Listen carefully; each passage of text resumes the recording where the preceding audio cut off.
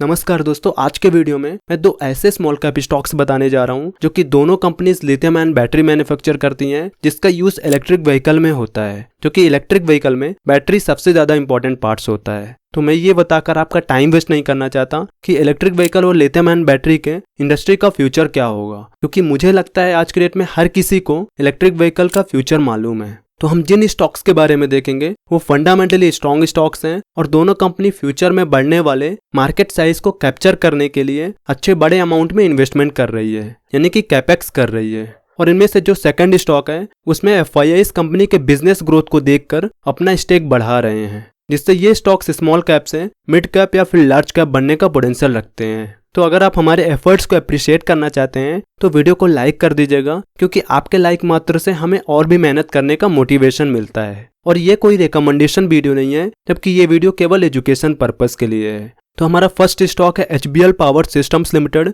ये company different types of batteries and other products manufacture करती है, यानी कि इसका बिजनेस डाइवर्सिफाइड है और इसके अलावा कंपनी इन सभी प्रोडक्ट से रिलेटेड सर्विस भी प्रोवाइड करती है। और वहीं इसके की पॉइंट्स की बात करें तो इसको बैटरी वर्टिकल से 64% रेवेन्यू आता है, जिसमें लिथियम आयन बैटरी के अलावा ये वर्ल्ड की सेकंड लार्जेस्ट मैन्युफैक्चरर है निकल cadmium batteries with pocket plate, sinter plate and fibre plate technology में। और ये इंडिया की third largest telecom battery manufacturer है। और इसके अलावा ये इंडिया की इकलौती कंपनी है जो कि प्योर लेड टेक्नोलॉजी वाली बैटरी मैन्युफैक्चर करती है। और डिफेंस वर्टिकल से 24% रेवेन्यू आता है, जिसमें ये इंडियन नेवी के लिए बैटरीज मैन्युफैक्चर करती है। और वहीं रेलवे इलेक्ट्रॉनिक्स वर्टिकल से कंपनी को 10% रेवेन्यू आता है, जिसमें कंपनी TCS यानी कि train collision avoidance system technology develop करती है। तो आपके माइंड में एक क्वेश्चन आया होगा कि ये TCS क्या होता है। तो TCS ऐसा सिस्टम है जिसकी वजह से ट्रेन कोलिजन अवॉइड किया जाता है, यानी कि अगर इसे आसान भाषा में समझें, जब दो ट्रेन एक ही ट्रैक में आ रही होती है तो कुछ दूरी से पहले उनको सिग्नल मिल जाता है, जिससे उनमें से एक अपना ट्रैक चेंज कर देती है, जिसकी वजह से उनमें सेफ क्रॉसिंग होता है। कंपनी ऐसे सेगमेंट में बिजनेस करती है जिसमें हाई ग्रोथ पोटेंशियल है। क्योंकि बात करें बैटरीज वर्टिकल की तो इलेक्ट्रिक व्हीकल का डोमेस्टिक मार्केट 49% CAGR से ग्रो कर रहा है, जो कि 2022 में 10 लाख यूनिट सेल किया गया था। तो वहीं एक्सपेक्टेड है कि 2030 तक में 1 करोड़ यूनिट्स एनुअल सेल्स हो सकता है, जिससे लिथियम आयन बैटरी का हाई डिमांड आने वाला है। तो इस डिमांड को कैप्चर करने के लिए कंपनी ने न्यू मैन्युफैक्चरिंग फैसिलिटी सेटअप करने का प्लान किया है, जिसमें लिथियम आयन सेल्स और इलेक्ट्रिक ड्राइव ट्रेन मैन्युफैक्चर किया जाएगा, जिसका टोटल कॉस्ट अराउंड 110 करोड़ रुपए है। और डिफेंस वर्टिकल में ग्रोथ अपॉर्चुनिटीज की बात करें तो इंडियन गवर्नमेंट डिफेंस इक्विपमेंट के मैन्युफैक्चरिंग और एक्सपोर्ट में फोकस कर रही है, जिससे इस कंपनी को अच्छा बेनिफिट होने वाला है। और रेलवे वर्टिकल में ग्रोथ अपॉर्चुनिटीज की बात करें तो इंडियन रेलवे की ऐसे बहुत से प्रोजेक्ट चल रहे हैं, जैसे न्यू लोकोमोटिव, ट्रेन 18 और वंदे भारत एक्सप्रेस जैसे ट्रेन बनाए जा रहे हैं, जिसमें TCS डिप्लॉय किया जा रहा है, जो कि कंपनी को ईस्टर्न रेलवे से 260 किलोमीटर और 120 लोकोमोटिव में TCS डिप्लॉय करने का कॉन्ट्रैक्ट मिला है। और इसके अलावा कंपनी ने साउथ सेंट्रल रेलवे में 347 किलोमीटर के नेटवर्क में TCS सिस्टम इंस्टॉल किया है। और इसके मैन्युफैक्चरिंग फैसिलिटीज की बात करें तो कंपनी 5 मैन्युफैक्चरिंग प्लांट ऑपरेट करती है, जो कि तेलंगाना और आंध्र प्रदेश में है। और कंपनी का ग्लोबल प्रेजेंस 80+ कंट्रीज में है। तो चलिए इसका फंडामेंटल देख लेते हैं, क्योंकि फंडामेंटल से हम कंपनी का वैल्यूएशन जान पाएंगे। तो क्योंकि ये एक स्मॉल कैप स्टॉक है जिसका मार्केट कैपिटल 2702 करोड़ है और स्टॉक पी 28.1 है, लेकिन इसका इंडस्ट्री पी 279 है, यानी कि ये एक अंडर वैल्यू स्टॉक है। और इसका रिटर्न ऑन कैपिटल एम्प्लॉयड 13.4% और रिटर्न ऑन इक्विटी 10.4% है, जो कि एवरेज है। और इसका अर्निंग पर शेयर 3.51 रुपीज है। और इसका 3 ईयर का एवरेज सेल्स ग्रोथ -0.79% है और 3 ईयर का एवरेज प्रॉफिट ग्रोथ 53.2% है। कंपनी के पास 72.6 करोड़ रुपए का डेट बर्डन है, जबकि 866 करोड़ रुपए रिजर्व्स अवेलेबल है, जिससे आप इसे डेट फ्री कंसिडर कर सकते हैं।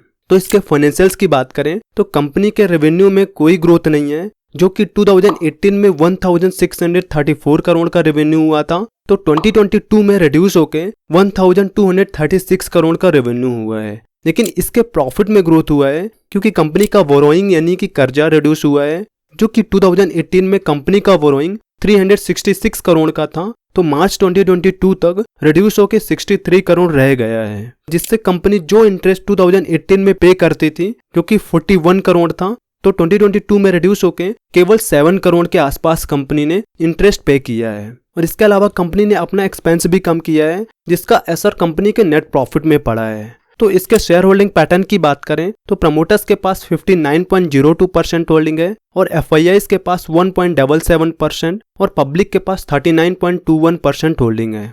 और इसका अभी शेयर प्राइस 97 रुपीज़ के आसपास है और इसने 1 ईयर में 50% का रिटर्न दिया है। तो अगर इस स्टॉक के कंक्लूजन की बात करें तो इसका फंडामेंटल और फाइनेंशियल्स ना ही बहुत अच्छा है और ना ही खराब है, लेकिन इसके बिजनेस ग्रोथ अपॉर्चुनिटीज और कंपनी के फ्यूचर प्लान्स की वजह से हम इसमें लॉन्ग टर्म के लिए इन्वेस्ट कर सकते हैं। तो हमारा सेकंड स्टॉक है काबरा एक्सट्रूजन टेक्निक लिमिटेड। ये कंपनी प्लास्टिक एक्सट्रूजन मशीन बनाती है जिसका use pipes and film manufacturing के लिए किया जाता है। और इसके अलावा ये लिथियम आयन बैटरी पैक भी मैन्युफैक्चर करती है जो कि कंपनी बैट्रिक्स ब्रांड के नाम से सेल करती है।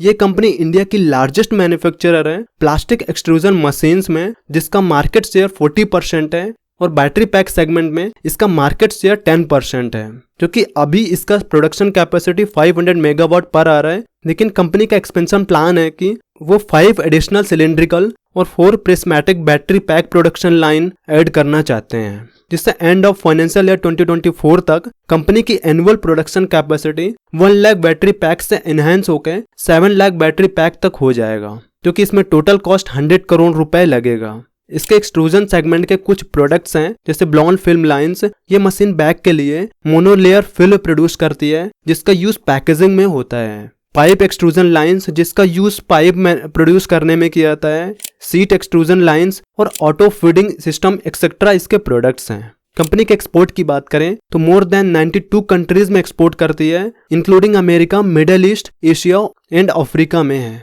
जहां से कंपनी को टोटल रेवेन्यू का 30% रेवेन्यू जनरेट होता है और कंपनी टोटल रेवेन्यू का 2% R&D एक्सपेंडिचर में खर्च करती है। तो चलिए इसका फंडामेंटल देख लेते हैं। तो इसका मार्केट कैपिटल 1616 करोड़ है और स्टॉक पी 43.3 है, जबकि इसका इंडस्ट्री पी 23.6 है, यानी कि ये अपनी इंडस्ट्री से हाई वैल्यूएशन पे ट्रेड कर रहा है। तो क्योंकि इसके बिजनेस में ग्रोथ अपॉर्चुनिटीज अच्छा है, जिससे हम इसे कंसिडर कर सकते हैं। और इसका अर्निंग पर शेयर 11.6 रुपीज है। कंपनी के पास 108 करोड़ रुपए का डेट बर्डन है, जबकि 321 करोड़ रुपए रिजर्व्स अवेलेबल है। और इसका रिटर्न ऑन कैपिटल एम्प्लॉयड 13.3% और रिटर्न ऑन इक्विटी 9.88% है। कंपनी का 3 ईयर का एवरेज सेल्स ग्रोथ 18.3% है और 3 ईयर का एवरेज प्रॉफिट ग्रोथ 7.07% है।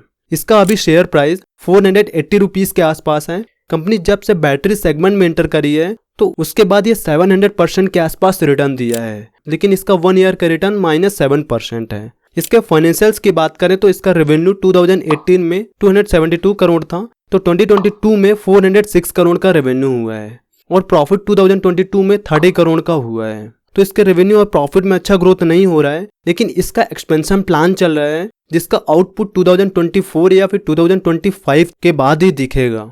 तो हम इसमें लॉन्ग टर्म के हिसाब से सोच सकते हैं। तो इसके शेयर होल्डिंग पैटर्न की बात करें तो प्रमोटर्स के पास 60.23% होल्डिंग है और FIIs के पास 2.43%, जो कि दिसंबर 2022 तक 0.40% होल्डिंग था और DIs के पास 0.10% होल्डिंग है और पब्लिक के पास 37.2% होल्डिंग है। सो दोस्तों आज के वीडियो में इतना ही है। अगर वीडियो अच्छी लगी हो तो लाइक कर दीजिएगा और चैनल को सब्सक्राइब कर लीजिएगा, जिससे आपको ऐसे क्वालिटी स्टॉक्स की जानकारी मिलती रहे।